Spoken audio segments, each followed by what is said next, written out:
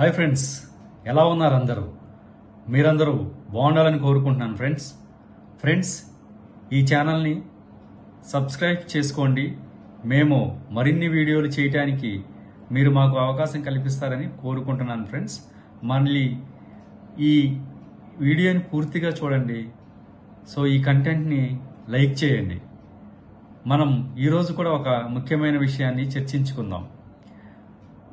మానవ జీవన పరిణామ క్రమంలో మనిషి ఈ భూమి మీదకు వచ్చినప్పటి నుంచి, అంటే తల్లి కడుపులో నుంచి మనిషి ఈ భూమి మీదకి వచ్చినప్పుడు అతని యొక్క దేహదారుఢ్యం మరియు చూడటానికి చాలా సౌందర్యంగా ఉంటారనమాట. వారు స్త్రీలైనా పురుషులైనా. అలా వారు 14 సంవత్సరాలు వచ్చేసరికి వారు పుట్టినప్పటి నుంచి ఎలా ఉంటారో ఆల్మోస్ట్ 99% అందరూ అదే శరీర ఆకృతిని కలిగి ఉంటారనమాట. 14 సంవత్సరాలు నిండిన తర్వాత హార్మోన్ల ప్రభావం వలన స్త్రీలు కానీ పురుషులు కానీ వారి యొక్క బాడీ షేప్లో తేడాలు రావడం గమనిస్తూ ఉంటాం. పురుషులకు ముఖ్యంగా మీసాలు గెడ్డాలు రావటం, స్త్రీల యొక్క కొన్ని సాధారణమైన రూపురేఖలు రావటం మనం గమనిస్తూ ఉంటాం అన్నమాట.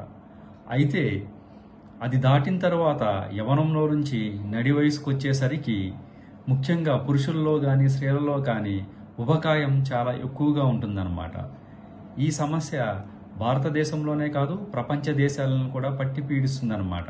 ముఖ్యంగా నడుము చుట్టూ ఉండే కొవ్వు పెరిగిపోయి వారి యొక్క శరీర ఆకృతిలో తేడా వస్తుందన్నమాట. ఇలా ఎందుకు వస్తుందని మన భారతదేశంలోని భారతీయ వైద్య రీసెర్చ్ మండలి, అంటే ICMR, Indian council for medical research వారు తాజాగా ఒక అధ్యయనాన్ని చేపట్టారు. వీరు పట్టణాల్లో చేపట్టిన అధ్యయనంలో 6,98,000 మందిని ఓ నమూనాగా తీసుకుని వారికి బాడీ మాస్ ఇండెక్స్ అంటే BMI పరీక్ష చేసినప్పుడు వారిలో 13.85 మందికి సాధారణ BMIగా ఉన్నారన్నమాట. మిగతా 57.75 మంది అబ్డామినల్ ఒబేసిటీ అంటే నడుము చుట్టూ కొవ్వు బాగా పేరుకుపోయిందని వారు గమనించటం జరిగింది. ఈ అధ్యయనాల్లో వారు కొన్ని ముఖ్య విషయాలు పేర్కొన్నారు. వీటిని ఎలా తగ్గించుకోవాలి, అసలు ఇవి రావడానికి కారణాలేంటో వారు చెప్పారనమాట. అసలు ఇవి రావడానికి ప్రధానమైన కారణాలు ముఖ్యంగా జంక్ ఫుడ్ అంటే కార్బోహైడ్రేట్స్ ఎక్కువగా తినటం, హైడ్రేటెడ్ డ్రింక్స్, ప్యాకేజ్డ్ ఫుడ్స్ తినటం వలన ఈ నడుము చుట్టూ కొవ్వు పెరిగిపోతుందని చెప్పారు. అలాగే స్వీట్స్, షుగర్ ఎక్కువగా ఉన్న పదార్థములు, మైదా మరియు ఇతర వస్తువులను తినుబండారాలను తినడం వల్ల ఇది వస్తుంది. అలాగే చాలామంది ప్రజలు కానీ, ఈ యవ్వన వయసులో ఉన్నవాళ్ళు కానీ, మధ్య వయసులో ఉన్నవారు కానీ వారు టీవీ చూస్తూ వారు భోజనం కానీ మరియు స్నాక్స్ కానీ ఎక్కువగా తింటున్నారని ఈ అధ్యయనాల్లో తెలిసిందనమాట.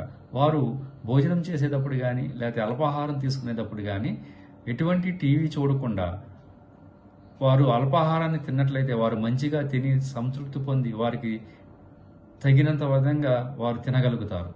అలాగే ఇదివరకు పురాతన కాలంలో కానీ మన తాతల కాలంలో కానీ మనిషి సగటున 18 కిలోమీటర్లు నడిచేవారని అధ్యయనాలు చెబుతున్నాయి. కానీ ఈ రోజుల్లో చాలామంది యవనస్తులు కానీ లేకపోతే మధ్య వయసులో ఉన్నారు కానీ రవాణా సౌకర్యాలు పెరిగిపోవటం వల్ల, అంటే మనకి ద్విచక్ర వాహనాలు, 4 చక్రాల వాహనాలు, కారు కానీ, బండి కానీ, ఆటోలు కానీ, మెట్రో రైల్స్ కానీ మనకి విరివిరిగా దొరకటం వల్ల మనం నడక అనేది తగ్గించేసి మనము ముఖ్యంగా వీటిని ఉపయోగించుకుంటూ వెళ్తున్నాం అనమాట. ఇది కూడా ఒక కారణమని చెప్తున్నారనమాట. సో ఇటువంటి మనము తగ్గించేసుకున్నట్లయితే ఈ యొక్క ఉబకాయాన్ని లేక నడుము చుట్టూ పేరుకుపోయిన కొవ్వును తగ్గించవచ్చని చెప్తున్నారు. వారు కొన్ని ముఖ్యమైన సూచనలు చేశారు ఇవి తగ్గించుకోవడానికి. పొద్దున్నే ఖాళీ కడుపుతో గోరువెచ్చని నీరు, గ్రీన్ టీ, నిమ్మరసం, తేనె, మెంతి గింజల నీరు, జీలకర్ర నీరు వంటివి తీసుకోవాలి. మెటాబాలిజం పెంచే బాదం, వాల్నట్, అవిసె, చియా గింజలు, తక్కువ క్యాలరీలతో ఆకలి తీర్చే దోసకాయ, ఆకుకూరలు తినమని చెప్తున్నారు. అలాగే ఎక్కువగా ప్రోటీన్ ఉన్న ఫుడ్ను తీసుకోమంటున్నారు. మంచి కొవ్వులు ఉండే ఆహారాన్ని, ఫైబర్ను తీసుకోమంటున్నారు. మన భారతదేశంలో ఇప్పటికీ కూడా ఆహారం మీద సరైన గైడ్లైన్స్ లేవు.